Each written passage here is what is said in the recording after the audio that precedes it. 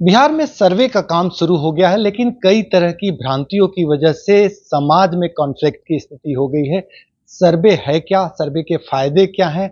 इस विषय पर जानकारी के लिए भूमि एवं राजस्व विभाग के सेक्रेटरी जय सिंह साहब से साथ हम हैं और सीधी बात करते हैं। सर, ये सर्वे का क्या फायदा होगा आम लोगों को? सर्वे का जो सबसे बड़ा फायदा हम लोगों को होगा कि उनकी जमीन के जो भी दस्तावेज हैं और जो नक्शा है वो अद्यतन हो जाएगा, जो कि काफी पहले बना हुआ खतियान प्रचलन में है, जिसके आधार पर जमाबंदियां तो अद्यतन हो जाती हैं, लेकिन जो नक्शा है वो अद्यतन नहीं हो पाता है। तो ये जो गैप है काफी समय का, वो गैप जो है वो अपडेट हो जाएगा और लेटेस्ट जो है रिकॉर्ड प्रिपेयर हो जाएगा। सबसे ज्यादा कंफ्यूजन सर बंसावली को लेके है। कुछ लोगों का कहना है कि बंसावली देना अनिवार्य है। तो कैसे लोगों को बंसावली देना है और कैसे लोगों को बंसावली नहीं देना है? देखिए, वंशावली अब यदि दे देंगे ना, देखिए जो ज़मीन में कोई और हिस्सेदार नहीं है, वो सिर्फ़ आप ही की है, तो ऐसे मामलों में कोई जमाबंद ये आपको वंशावली देने की आवश्यकता नहीं है। वंशावली देने की आवश्यकता तब होती है जब ज़मीन के रिकॉर्ड में वो ज़मीन आपके फ़ोरफ़ादर्स के नाम से है और वर्तमान में उसमें एक से अधिक दावेदार हैं, तब आपको वंशावली देनी पड़ेगी। दूसरी सहूलियत उसमें ये की गई है कि वंशावली में किसी भी प्रकार के सत्यापन की कोई आवश्यकता नहीं है। आप स्वयं से अपने से बना करके वंशावली दे सकते हैं। उसका फॉर्मेट हम लोगों ने समाचार पत्रों में छपवा दिया है। एक सादे कागज़ पर खुद से बना करके भी दिया जा सकता है। तो ये सारी जो सुविधाएँ हैं वो विभाग की तरफ से रैयतों को दी जा रही हैं। ऐसा भी कहा जा रहा है सर कि बेटियों का भी नाम देना अनिवार्य है वंशावली में, अन्यथा आपकी जमीन नहीं होगी, वो हिस्सेदार हो जाएगी, या फिर उससे नो ऑब्जेक्शन सर्टिफिकेट की जरूरत है। क्या ऐसी स्थिति है क्या? देखिए, वंशावली में जो भी व्यक्ति रहता है उसके वंश का विवरण दिया जाता है। तो जहाँ वंश का विवरण होगा उसमें महिला और पुरुष को लेकर के कोई भेद नहीं किया जा सकता। जो भी उस वंश में आएँगे, चाहे स्त्री हो, पुरुष हो, तो उनका नाम उसमें देना पड़ेगा। रही बात उनकी हिस्सेदारी की, तो यदि वे स्वेच्छा से अपना हिस्सा छोड़ना चाहती हैं, तो इस तरीके का कोई रुकावट नहीं है, वो कर सकती हैं और बहुत सारे मामलों में ऐसा हुआ भी है। लेकिन वंशावली में उनके नाम को दर्शाने की आवश्यकता है।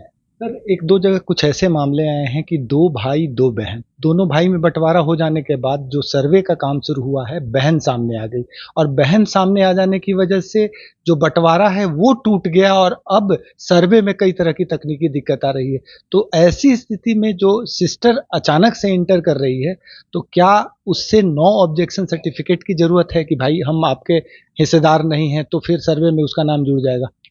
देखिए, पूर्व में अगर कोई बँटवारा हुआ है और उस बँटवारे के आधार पर शांतिपूर्ण दखल-कब्ज़ा चला आ रहा है, तो ऐसे बँटवारे को माना जाता है। अब रही ये बात किसी महिला सदस्य के अपना हिस्सा माँगने की, तो ये प्रावधान कानून में अभी भी है। जो हिंदू उत्तराधिकार अधिनियम में 2005 में जो संशोधन किया गया है, उसके बाद कोई महिला सदस्य चाहे तो अपनी पैतृक संपत्ति में अपना हिस्सा माँग सकती है। अभी सर्वे का सवाल नहीं है, अगर सर्वे नहीं भी होता, तो अगर कोई महिला सदस्य चाहे तो अपना हिस्से बँटवारे के लिए सिविल कोर्ट में जा सकती है। वो प्रावधान वहाँ मौजूद है। लेकिन यहाँ हम लोग ये देखेंगे कि अगर शांतिपूर्ण दखल-कब्ज़ा है और बँटवारा बहुत पहले हो गया है, कहीं कोई विवाद नहीं है, तो हम उसके आधार पर आगे बढ़ेंगे। कुछ ऐसे मामले भी हैं सर कि जमीन कब्जे में किसी और का है, पेपर किसी और के नाम से है। तो ऐसे मामलों की वजह से कई जगह लफड़े हो रहे हैं। तो सरकारी रिकॉर्ड के मुताबिक उस मालिकाना हक किसका होगा? देखिए, जो आप बता रहे हैं सिचुएशन, ये सिचुएशन तब होती है जब कोई प्रॉपर्टी बेनामी प्रॉपर्टी होती है कि हमने ज़मीन खरीदी लेकिन किसी दूसरे व्यक्ति के नाम से खरीदी। तो कानून में उसका प्रावधान है, किस प्रकार से उसको आप रेगुलराइज़ कर सकते हैं, उसको उसके कानूनी प्रावधान को समझ लेने की ज़रूरत है। लेकिन अगर ऐसा कुछ आपने नहीं किया, ज़मीन पर कब्ज़ा किसी व्यक्ति का है और वास्तविक रूप से उसका ज़मीन का कागज़ किसी और के नाम पर है, तो एक तो उस व्यक्ति को पहले ये स्थापित करना पड़ेगा कि वर्तमान में वो ज़मीन उसके पास कैसे आई। और अगर ये साबित करने में वो विफल रहता है, तो जिस व्यक्ति के नाम से ज़मीन है, कागज़ पर जिसका नाम है, उसके नाम की ही मानी जाएगी। जमाबंदी अगर किसी व्यक्ति के पास है, वो जिंदा है, तो क्या यहाँ भी वंशावली की जरूरत है? नहीं, यहाँ पर जमाबंदी अगर है, व्यक्ति ज़िंदा है, तो उसकी आवश्यकता नहीं है। मैंने पहले भी अभी बताया है कि जिस व्यक्ति का दावा है, उस पर रिकॉर्ड में नाम है, लैंड रिकॉर्ड में जिस आदमी का नाम है, वो अभी जीवित है, तो उसको वंशावली देने की आवश्यकता नहीं है। सर, एक लास्ट सवाल। कई जगह से फीडबैक भी मिल रहे हैं आपको, कई जगह कन्फ्लिक्ट के भी हालात हैं, कई जगह तकनीकी दिक्कतें भी हैं। उन चीज़ों से निपटारा के लिए भूमि एवं राजस्व सुधार विभाग क्या इस पे भी विचार कर रहा है कि इस नियम में कुछ संशोधन हो या कन्फ्लिक्ट के अनुसार बदलाव आए? क्या इस पे भी विचार हो रहा है? देखिए, जो केंद्रीय कानून है, उसमें हम लोग अपने स्तर से कोई बदलाव नहीं कर सकते हैं। जो राज्य सरकार के स्तर से बनाए गए कानून हैं, उसके बारे में कोई फैसला राज्य सरकार के स्तर से लिया जा सकता है। परंतु ये भी बात की बात है और दूसरी बात ये कि अभी सर्वे का शुरुआती चरण है।